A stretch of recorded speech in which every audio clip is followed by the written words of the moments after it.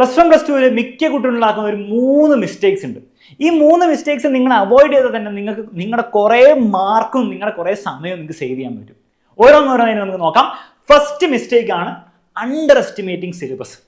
പല കുട്ടികളും ഈവൻ +1 +2 വരുന്ന കുട്ടികൾ വരെ സിലബസ് ഈസിയായിട്ട് തീർക്കാൻ പറ്റുമെന്നൊക്കെ അങ്ങനെ വിചാരിക്കും. പക്ഷെ ആ വിചാരം തെറ്റായിരുന്നുള്ള കാര്യം അവർക്ക് തന്നെ അവസാനം മനസ്സിലാവും. അപ്പോൾ ഒരിക്കലും സിലബസിനെ അണ്ടർ എസ്റ്റിമേറ്റ് ചെയ്യരുത്. അതായത് സിലബസ് കുറേ ഉണ്ട് എന്നുള്ള റിയാലിറ്റിയാണ്. അത് തീർക്കാൻ പറ്റും, പക്ഷെ അത് തീർക്കണമെങ്കിൽ നിങ്ങൾ നല്ല രീതിയിൽ വർക്ക് ചെയ്യണം എന്ന് മാത്രമല്ല, ഓണം എക്സാമിന് മുൻപ് തന്നെ തീർക്കണമെന്നും ഡിസംബറിന് മുൻപ് തന്നെയും പബ്ലിക് എക്സാമിൻ്റെ ഡിസംബർ അവസാനം മാക്സിമം പോയ ജനുവരി പകുതിയിൽ തീർക്കണം എന്നുള്ള ഒരു ബോധം വേണം. അത് ബേസിക് കാര്യമാണ്. സിലബസ് തീർത്തില്ല നിങ്ങൾ ഒരു കാരണവശാലും നിങ്ങൾ ആലോചിക്കുക പോലും വേണ്ട നിങ്ങൾ 90% മുകളിൽ മാർക്ക് കിട്ടുന്നതിനെ പറ്റി. രണ്ടാമത്തെ കാര്യം നിങ്ങൾ മനസ്സിലാക്കേണ്ടത്, ഇതിൽ ഒരു കാര്യം ടീച്ചേഴ്സും ചെയ്യുന്ന തെറ്റുണ്ട്. പണ്ടും ഞാനും ചെയ്തൊരു തെറ്റാണ്, പറയാൻ എനിക്ക് മടിയൊന്നുമില്ല. അതായത് ഈ +1 +2 നിങ്ങൾ ശ്രദ്ധിച്ചിട്ടുണ്ടോ അറിയില്ല, പഠിച്ചവർക്കറിയാം, ഈ ആദ്യത്തെ ചാപ്റ്റേഴ്സൊക്കെ അത്യാവശ്യം സിമ്പിളാണ്. സിമ്പിൾ എന്ന് പറഞ്ഞാൽ ബാക്കി വരാനിരിക്കുന്ന ചാപ്റ്ററിനെ വെച്ച് നോക്കുമ്പോൾ സിമ്പിളാണ്. എല്ലാ സബ്ജക്റ്റിലും അങ്ങനെ, ഫിസിക്സിലും അങ്ങനെ, മാത്സിലും അങ്ങനെ, കെമിസ്ട്രിയിലും അങ്ങനെ, വളരെ ഒക്കെ അങ്ങനെയാണ്. അപ്പോൾ ആദ്യത്തെ ചാപ്റ്റേഴ്സൊക്കെ നമ്മൾ എന്ത് ചെയ്യും, സിമ്പിളാണ് എന്ന് മാത്രമല്ല ആദ്യത്തെ ചാപ്റ്റേഴ്സ് അല്ലേ +1 +2 തുടങ്ങിയിട്ടുള്ളൂ. അപ്പം മെല്ലെ പഠിപ്പിക്കും. ടീച്ചേഴ്സ് ചെയ്യുന്ന കാര്യമാണ്, ഞാൻ അടക്കം ചെയ്തിട്ടുള്ള കാര്യമാണ് പണ്ട്. ഇപ്പോൾ ഞാൻ ചെയ്ത് നിർത്തി. മെല്ലെ പഠിപ്പിക്കും. കുട്ടികൾക്ക് ഭയങ്കര സാറ്റിസ്ഫാക്ഷനാണ്, എല്ലാം മനസ്സിലാവുന്നുണ്ട്, ടീച്ചർ അടിപൊളി, എല്ലാം ഞാൻ മെല്ലെ മെല്ലെ മനസ്സിലാക്കി മെല്ലെ വരുമ്പോഴത്തേക്കും ഒരു 2-3 മാസം അങ്ങനെ കഴിഞ്ഞിട്ടുണ്ടാവും. കൂടിപ്പോൾ 1-2 ചാപ്റ്റർ തീർത്തിട്ടുണ്ടാവും.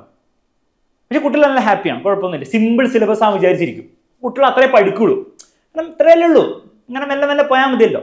പക്ഷെ പ്രശ്നം വരും എന്താണ്, ഫസ്റ്റ് ഓണ പരീക്ഷ അല്ലെങ്കിൽ ക്രിസ്മസ് പരീക്ഷ അങ്ങനത്തെ ഓരോ യൂണിറ്റ് ടെസ്റ്റൊക്കെ കഴിയുമ്പോഴത്തേക്കും പിന്നെ സിലബസ് തീർക്കാൻ വേണ്ടി ടീച്ചേഴ്സിന് തുടങ്ങും, ഫ്രഷറായി. അപ്പോൾ പറപ്പിച്ചു വിടും. ആ പറപ്പിച്ച് വിടുന്ന സമയത്തെ ചാപ്റ്റേഴ്സ് ആയിരിക്കും ഏറ്റവും ടഫ് ചാപ്റ്റേഴ്സ് +1 +2 ഒക്കെ.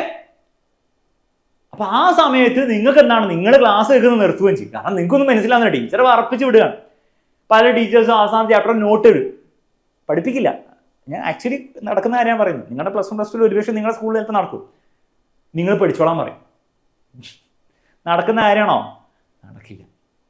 അപ്പോൾ ഈ ഒരു ട്രാപ്പിലേക്ക് വീഴരുത്. അപ്പോൾ സ്കൂളിലെ ടീച്ചർ എങ്ങനെ എടുക്കുകയാണെങ്കിലും നിങ്ങൾ കറക്റ്റ് സിലബസ് തീർക്കുന്ന സമയം സിലബസ് തീർത്ത് തന്നെ പോയാൽ പറ്റുള്ളൂ. അതിന് അണ്ടർ എസ്റ്റിമേറ്റ് ചെയ്യരുത്. ആദ്യത്തെ ചാപ്റ്റേഴ്സ് ഈസി ആണെന്ന് വിചാരിച്ച് അടുത്ത ചാപ്റ്റർ വരാൻ ഈ ചാപ്റ്റർ ഇങ്ങനെ ആയിരിക്കില്ല എന്നുള്ള കാര്യം കൂടെ മനസ്സിലാക്കാം. ഓക്കെ, ആ ഒരു തെറ്റിദ്ധാരണ പാടില്ല. സിമ്പിൾ കാര്യമാണ്. രണ്ടാമത്തെ കാര്യമാണ് സ്റ്റഡി മെത്തേഡ്. 10ാം ക്ലാസ് വരെ പലരും പഠിച്ച രീതി ഇങ്ങനെയായിരിക്കും. പരീക്ഷ ആകുമ്പോൾ എവിടെയെങ്കിലും നോട്ട് ഒപ്പിക്കും, അല്ലെങ്കിൽ യൂട്യൂബിൽ 1 ഷോട്ട് ക്ലാസ്സോ എന്തെങ്കിലും ക്ലാസ് ഒപ്പിക്കും, അത് വെച്ചിട്ട് പഠിക്കും. പല കാര്യങ്ങളും മനസ്സിലായോ നോക്കി നമ്മൾ പഠിക്കും. അത്രേ ഉള്ളൂ, നിങ്ങൾ നമ്മൾ പഠിച്ചാൽ മതി. 10ാം ക്ലാസ് വരെ ഓൾമോസ്റ്റ് വർക്ക് ചെയ്യുമായിരുന്നു, വലിയ കുഴപ്പമൊന്നുമില്ല. A+ വരെ നിങ്ങൾക്ക് വേണം കിട്ടും. +1 +2 ഇത് നിങ്ങൾ ഈ പരിപാടി നിങ്ങൾ അവിടെ വർക്ക് ചെയ്തല്ലോ, അതും വിചാരിച്ച് ആ കോൺഫിഡൻസിൽ +1 +2 ഇറക്കിയാൽ പണി പാടും, വേറെ ലെവലിൽ പാടും. പ്രത്യേകിച്ച് എക്സാമിൻ്റെ ലെവൽ ഡിഫിക്കൽട്ട് ആയിക്കൊണ്ട് എക്സാമിൻ്റെ ലെവൽ കൂടിക്കൊണ്ടിരിക്കുകയാണ്. ആ ഒരു സാഹചര്യത്തിൽ എന്തായാലും പണി പാടും. കാരണം ഈ ഡിഫിക്കൽട്ടി കൂടുക, ലെവൽ കൂടുക എന്ന് പറയുന്നതിന് ഉദ്ദേശം കോൺസെപ്റ്റ് നന്നായിട്ട് മനസ്സിലാക്കി കുട്ടിക്ക് ആൻസർ ചെയ്യാൻ പറ്റുള്ളൂ. ആ രീതിയിലുള്ള ചോദ്യങ്ങളാണ് അവർ ചോദിക്കുക. അപ്പോൾ നിങ്ങൾ ഈ ബൈഹാർട്ടും പഠിച്ചു പോയി, അല്ലെങ്കിൽ പഠിക്കേണ്ട സാധനം മാത്രം ഇതുപോലെ തന്നെ പഠിച്ചു പോയി, PY അതേപോലെ പഠിച്ചു പോയി, ഡെറിവേഷൻ അതുപോലെ പഠിച്ചു പോയി, ആ പരിപാടി നിങ്ങൾ +1 +2 ഒപ്പിച്ചാൽ വേറെ ലെവലിലായിരിക്കും പണി പാടാൻ പോകും. പണി നിർത്തിക്കും. ഇതിൻ്റെ സൊല്യൂഷൻ വളരെ സിമ്പിളാണ്. ഓരോ കാര്യം പഠിക്കുമ്പോൾ അതിൻ്റെ കോൺസെപ്റ്റ് എന്താണെന്ന് മനസ്സിലാക്കി തന്നെ പഠിക്കണം, അതിൻ്റെ റീസൺ എന്താണെന്ന് മനസ്സിലാക്കി പഠിക്കണം. ടീച്ചേഴ്സ് എല്ലാം ചെയ്യുന്നുണ്ട്, നിങ്ങളുടെ സ്കൂളിലെ ടീച്ചറും ചെയ്യുന്നുണ്ടോ, നമ്മുടെ എക്സാമിലെ ടീച്ചറും പഠിപ്പിക്കും, ഒക്കെ അങ്ങനെ ചെയ്യും. പക്ഷെ നിങ്ങൾ ഡോണ്ട് കെയർ. ആ പരീക്ഷയ്ക്ക് വന്നാൽ പഠിച്ചാൽ പോരെ, ചോദ്യങ്ങൾ പഠിച്ചാൽ പോരെ. +1 +2 ദാറ്റ് ഈസ് എ ട്രാപ്പ്. ആ പണി നിർത്തിക്കോ, കോൺസെപ്റ്റ് മനസ്സിലാക്കി തന്നെ പഠിച്ചോ. ഇൻഫാക്ട് അങ്ങനെ പഠിച്ചു കഴിഞ്ഞാൽ കുറച്ചുകൂടി ഈസി ആയിരിക്കുമോ. നിങ്ങൾ കോൺസെപ്റ്റ് കൃത്യമായി മനസ്സിലാക്കി പഠിച്ചു കഴിഞ്ഞാൽ നിങ്ങൾ നാളെ ചോദ്യങ്ങൾ ചെയ്യുമ്പോൾ നിങ്ങൾക്ക് അറിയാം അതിൻ്റെ ഉത്തരം. നിങ്ങൾ ചിലപ്പോൾ അതിൻ്റെ ആൻസർ നോക്കേണ്ട ആവശ്യം കൂടി ഉണ്ടാവില്ല. മറ്റു നിങ്ങൾ ഓരോ ചോദ്യവും ആൻസർ നോക്കിയോ, ചോദ്യം ആൻസർ ഇങ്ങനെയൊക്കെ ഞാൻ പഠിച്ചിട്ടുണ്ട്, അതുകൊണ്ടാണ് ഞാൻ പറയുന്നത്. ഏറ്റവും വലിയ മണ്ടത്തരാണ്. ബാധ്യത ഞാൻ കഴിച്ചിലായി പോയി. ഞാൻ +2 അങ്ങനെ ചെയ്തിട്ടുണ്ട്.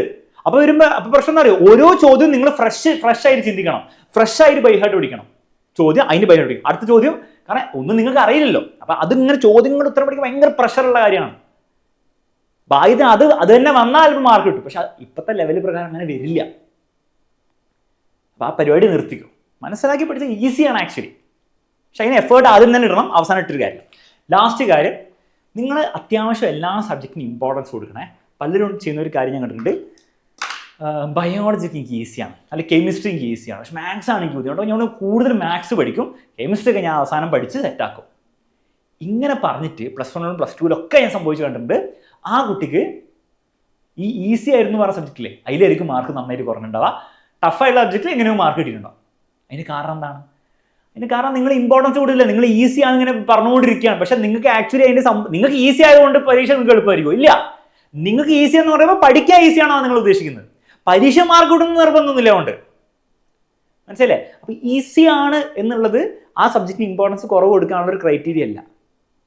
അപ്പോൾ ഏതാണ്ട് ഈക്വൽ ഇമ്പോർട്ടൻസ് എല്ലാത്തിനും കൊടുക്കുക. അതിൽ തന്നെ കുറച്ച് അങ്ങോട്ടും ഇങ്ങോട്ടും അഡ്ജസ്റ്റ്മെന്റ് ഒക്കെ വേണം നിങ്ങൾക്ക് ചെയ്യാം. പക്ഷേ ഏതാണ്ട് ഈക്വൽ ഇമ്പോർട്ടൻസ് കൊടുക്കുക.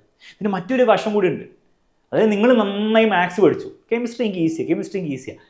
പരീക്ഷ ഓരോ വർഷം എക്സാം ലെവൽ കൂടുക എന്ന് പറയുമ്പോൾ എല്ലാ സബ്ജക്റ്റിൻ്റെ ഒരേപോലെ അല്ല ലെവൽ കൂടുക. കഴിഞ്ഞ വർഷം നമ്മൾ നോക്കുകയാണെങ്കിൽ ഫിസിക്സും കെമിസ്ട്രിയാണ് കൂടിയത്.